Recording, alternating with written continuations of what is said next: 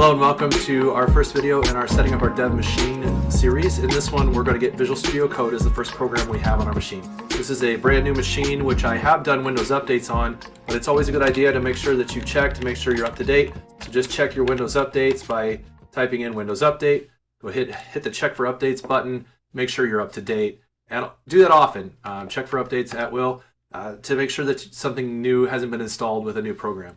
All right, so we're going to get Visual Studio Code, so I'm just going to open Chrome. I also have Chrome on this machine. You can use Chrome or Edge, it doesn't matter. And what we're looking for is the download for VS Code. And this is going to be real easy to find. We just go out there, it's the very first link. It's going to be code.visualstudio.com/download. So you can see that right here. And ultimately there, what we're going to do is we're going to go and we're going to find the system installer, and we're going to do the x64 version for a 64-bit machine. Now you can do the user installer if you want, but that's specific to the user. The system installer is for the whole machine. I find that tends to work better, so that's what I like to use. So I'm hitting the 64-bit system installer. And that will download it. Once it's downloaded, you can open your download settings, and you can see there's Visual Studio Code. Go ahead and double click that and get the installation started. So go ahead and read through the EULA. Obviously there's a lot of important information there, and accept the agreement. So you can see, ultimately I'm just hitting accept and then next here, after having read through everything, of course. And you can see here that I am also going to be looking at the default of program files, Visual Studio Code, or MS VS Code, Microsoft VS Code, that's where it's going to be living. You can see it requires this much disk space, and I'm just going to go ahead and hit next. So I'm just leaving the default and hitting next. The same thing here. Once again, this is just a shortcut menu. So it's going to create it as VS Code or Visual Studio Code. If you want to do that in a different folder, you can do that. Also, you can see here the option to not create a start menu folder. There's no reason not to do that, but if you decide you want to, just check that and then hit next. I'm going to go ahead and leave mine default. This is probably the most important page. We want to make sure that as we do this, we're going to add both of these checks for open with code. You can also create a desktop icon if you'd like, but ultimately you don't need this. But if you do it, it's not going to hurt anything.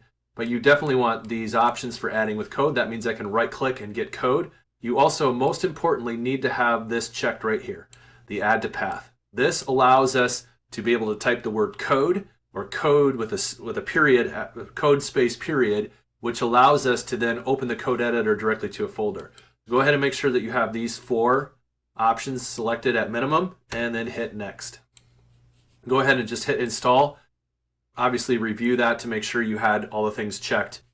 So we'll go ahead and let the launch Visual Studio Code be checked and hit finish. And then what we'll be able to see here is as code opens up, mine's already been set up. I've actually run a practice run here, but you might see an option here on the welcome screen to change some themes. Now don't worry if you don't have that for any reason. You can always go directly to this little icon down here, this little settings icon, and you'll be able to hit that. And you'll be able to change your theme right here. So you could go to whatever color theme you want and make it your own. Just make sure that whatever theme you choose actually doesn't block you from seeing things. Because this is a demonstration machine, I'm going to use this light theme so you can see things a little easier. And again, I've already played around with this a little bit and then uninstalled it so I could do this video, but ultimately you don't see anything here other than the welcome screen likely. And that's fine. So let's see what happens if we go ahead and hit a command prompt. So open up a command prompt and type the word code and hit space and then just hit enter. And this should just open VS Code directly in the editor of the state that it was in before. And you can see that I'm on this C users developer. So if you hit code space dot or period, then ultimately, let me just zoom in on that real quick so you can see it real close. It's just code with a period behind it. That's just the cursor, just ignore that. And go ahead and hit enter.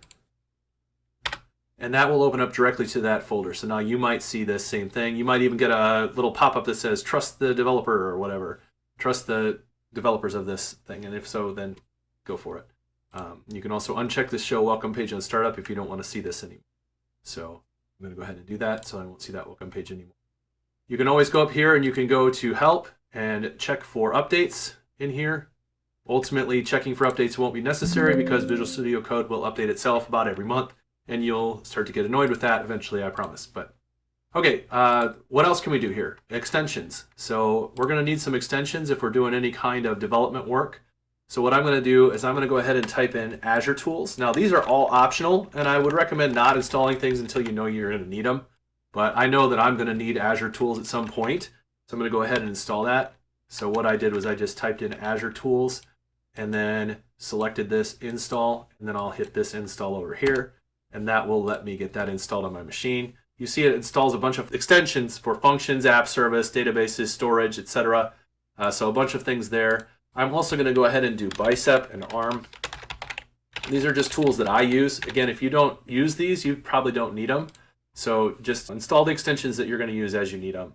And then another one, if you wanted to do like C#, for example, you can do the C# dev kit. You could also do Java here. And I wouldn't recommend necessarily doing these extensions first. I would recommend getting your machine set up for C# or Java. So that's why I'm not actually doing them right now. If you do them, it shouldn't hurt anything, but likely you would rather configure your machine first and then add these extensions later. So anyway, that's just how you get some extensions.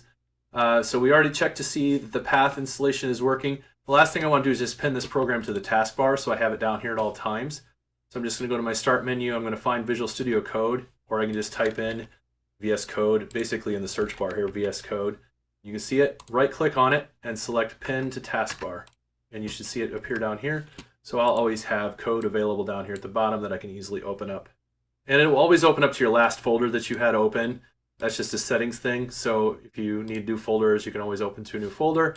And of course, we installed this in a way that we should be able to right-click on any folder, and we should be able to go to Show More Options here, and we should be able to say Open with Code. And if you do that, that should open that folder in code. So then you would have that folder open. And the next time I open it, we'll see that same folder being. Just remember it's your last folder you had open. But that proves that we have Visual Studio Code on our machine. Thank you very much. We'll see you next time.